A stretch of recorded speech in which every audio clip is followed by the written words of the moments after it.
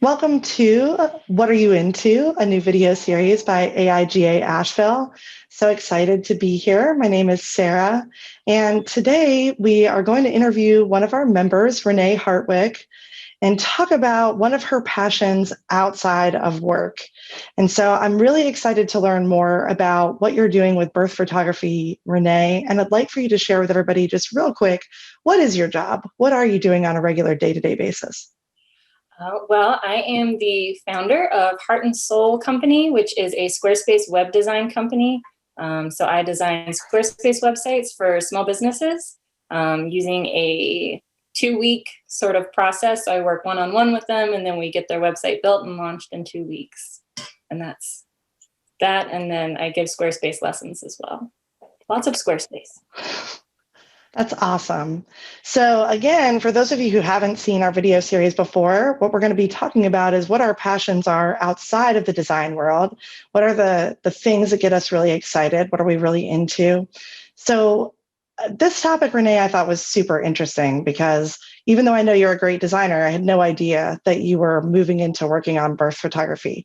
So I'm curious to know, has photography always been something that's been part of the creative stuff that you're working on, or is that more of a personal passion? It's more of a personal passion. I've always been into it as an admirer, like looking like other photographers I admire so much. I'm fully obsessed with Annie Leibovitz, like portraiture, all kinds of things like that. And then when I was in graduate school, I was dubbed the photographer for all of the graduate student events and was just like, oh no, rented a camera and then really nice like Nikon fancy camera and just fell in love with it. And then a few years later, my husband and I were traveling from San Diego back to Asheville. And so we camped and hiked all along the way. And so that, of course, was like a massive taking pictures everywhere we went sort of a deal. And so that's when I was like, oh, I really like this. And there's so much to learn about it. And I'm a total nerd, and anything I can learn about, I'm very, very into. So that's kind of how I got rolling in the like, oh, when you have a nice camera that's not your iPhone, like look at the magic you can do. Yeah, and you just nailed it, because I was going to say, I often feel like photography really is magic, what people are able to do with it. It kind of amazes me. I have a little bit of an addiction of, I watch all these photographers on TikTok where they show you how they're getting the shots. And it's simply fascinating what they do with the light, what they do with shadows, what they do with the angles that they're shooting, and how it makes this huge difference in the end product. So yeah, I think it's easy to just get swept up in it because it's so cool. So I'm curious to know, can you explain a little bit to everybody, what is birth photography? And I'm also really interested in why you started to pursue that, because obviously it's a really personal and intimate type of work to do. So I'd love to just have you share a little bit about what it is, and then really like, why have you been excited to go in that direction with the photography that you're doing? Yeah. Well, birth photography is photography that takes place during the birthing process. So when someone is giving birth to a human, and which is, as you said, a very intimate thing. Because there's a lot of newborn photography, and then there's a lot of pregnancy and maternity photography. So this kind of like the actual progression from the maternity to the newborn. And I have been attracted to it because I had a son when I was 19 that I placed for an open adoption, which is a beautiful relationship that we share to this day. He's almost 11, which is insane. But those moments where we were together, where I had just had him, and that whole process was kind of like our together time before he was adopted, and birth photography wasn't really a thing. And so when I started noticing it, which was mostly on Instagram, was seeing it kind of across there from time to time, I was like, oh, that would have been so cool to have. And then later on, I ended up going to graduate school for clinical mental health counseling. So I was a therapist for a few years. So I got a lot of experience in holding really intimate spaces for people during really big transitional, intimate moments. And I really, really enjoyed it. Just the parts of being a therapist, my favorite part was just getting to be there to listen. And so photography to me is witnessing, basically, which is almost like a visual form of listening. So I love that. And I love, as far as birth photography goes, just the candid nature of it. There's no like, move your elbow here, or like, can you scoot over a little? You're not directing anything. You're just getting what's there, what's happening. And it's just a really raw, authentic time. And it's also a very transient time, because while you're in it, it feels like it's never going to end and you're going to die there. But once it's over, I mean, it really is, it's like, it's a handful of hours for this really like shocking, intensive transformation. And we all transform so many times over the course of our lives. But it's really rare that we get photographs of a moment where that transformation is like most definitely happening. So I'm attracted to it because of that. And I find it really inspiring because it's so powerful, like witnessing the birthing person just in that power and their support system really being there for them. And then this, tiny person coming into the world and all of the love that's there for that. And just, there are very few scenarios where you get emotions that are that just raw and that are what they are in that kind of candid, intimate way. So I'm always inspired by the power of all of that. The birthing person and their support system has always just been very moving to me. And so being able to capture that and to witness it and to be there to hold that space with them is like a really big honor. And it's also creates these beautiful shots. Yeah, that's so awesome just for you to share that experience, because I think really what you're talking about is that process of having a child, no matter how difficult it is, I think a vast majority of people would agree on some levels, it's sacred. It's a sacred moment. It's something that you pretty much remember for the rest of your life. And it's just, I think capturing that is just such a powerful thing, because I think most of us would agree that human life, the way that it happens, is a miracle, right? So to be able to capture those moments where you get to be fully present in a miracle is, I just think that's really special to do that. Absolutely. And even the parts where you say it's so memorable, because especially for the birthing person who's so in it, there's a lot of it that they're not remembering or they're not paying attention to, because they are just, they're very busy. And so getting to have those images for afterwards where they can go through and look and even watching those people see those pictures where it's like, oh my gosh, like I did that, like that's incredible. And so helping people to kind of realize their own power is something that I think photography absolutely has the potential to do. That's awesome. So I really just love what you just shared about that. I'm going to give a client of mine a shout out real quick. There's an account on Instagram for a company in Asheville. I think it's called Homegrown Families now. It used to be Homegrown Babies. Have you ever seen their Instagram? I have, yeah. Yeah, because I think they've done a great job of compiling all sorts of imagery around what we're talking about. So it's funny because I don't have kids, but when I first started working with them and I looked at their Instagram, it literally like blew my mind. I was just like, what am I looking at? Like, but it is really this, like I said, capturing of this super sacred moment for people. And there's something that comes through in the energy that's so different. And like I said, I think it's from that, because you're capturing something where the people that are experiencing it are so in the moment. Like there's no way for them to have that outside perspective. So I just think that's really beautiful. So I'm curious, because you're such a creative person and you do a number of creative things, how do you feel like this work in birth photography is affecting your creative mojo? Is it infusing it with something new? Is it just, giving you different perspectives? But I feel like for most of us who are creatives, when we start working in different mediums, it's like it really deepens or enhances our creativity in some way. Are you experiencing that? Yeah, absolutely. Even when you ask that, like, how is it influencing your kind of your creative mojo? It's like, oh, like it's like bringing it back to life. Because, as we all know, 2020 has been 2020. And so it's had its own somewhat draining effects. And so getting into this, especially something that is so very literally life-giving, has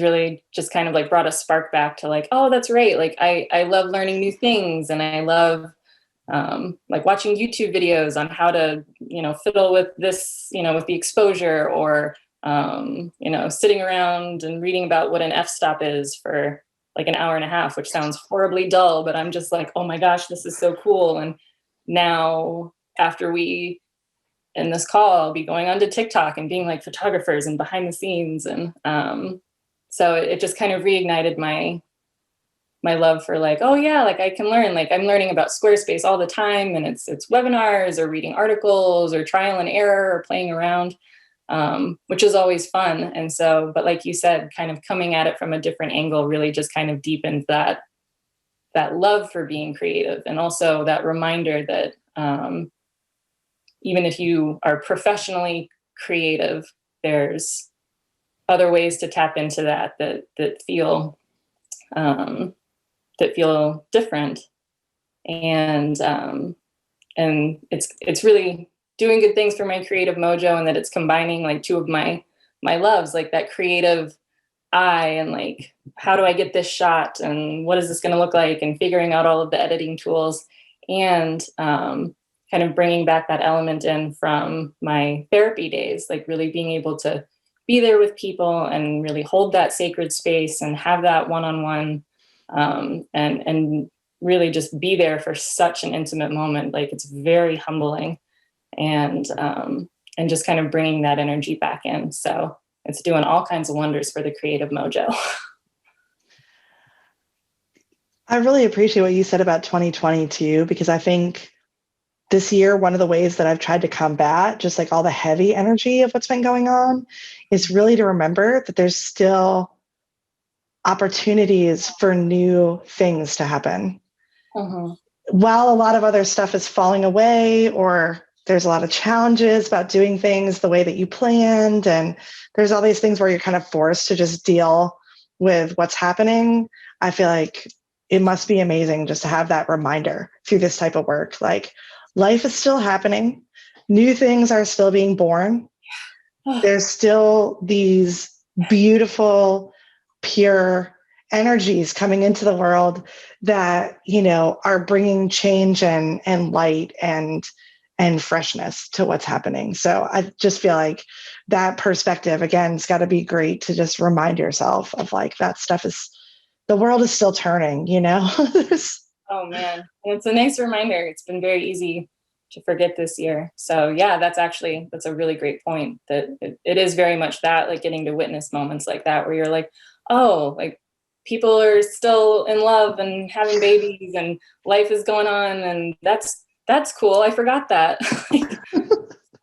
Very, very cool. It's been easy to be in your own head this year. So I think doing that kind of work just allows you to get outside of your head and really be like, oh yeah, like this, we're all still going to be here tomorrow in a lot of situations.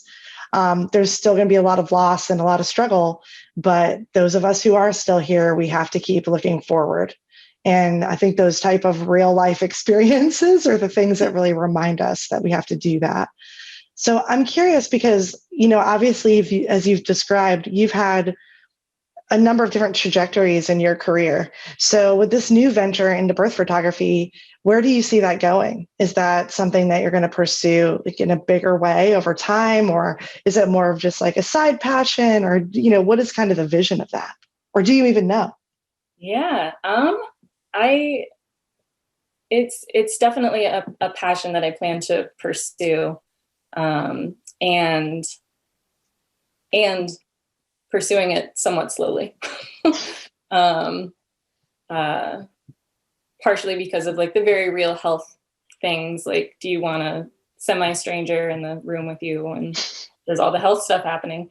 But it's also a good experience. And as you say, I've done lots of different things, and building my web design business, I kind of started from the front and went backwards, where I was like, oh, I can do this for people. And then it was like, oh, but like you have to do so many things when you have a business that start like way back here with like brand values and all kinds of things like that. And so it's actually been fun to kind of start there and work my way forward. So eventually I'd like to build it into somewhat of a side gig, and then depending on how it goes, see where it goes from there. It's a fun thing in that I enjoy it so much that it's one of those like follow your curiosity kinds of things. So it's an I don't know, and it's I'm going to follow it where it goes. But having the opportunity to like witness and capture beautiful moments like that have the potential to empower people is definitely something that I want to follow. And especially when the end result is something that brings like a little bit of light and love and joy to the world. So I feel like all of that sounded very jumbled, but the moral of it is I definitely am going to pursue it. And I have no idea where it'll go, but I'm excited for the ride. Well, and I think, again, being 2020, I think we've all learned don't have too many plans solidified because they may need to adapt to the ever-changing situation. So from one business owner to another, I think we're all learning that lesson. I've been laughing this year and telling people that after 17 years in business, I hadn't expected to go back into startup mode. Very real.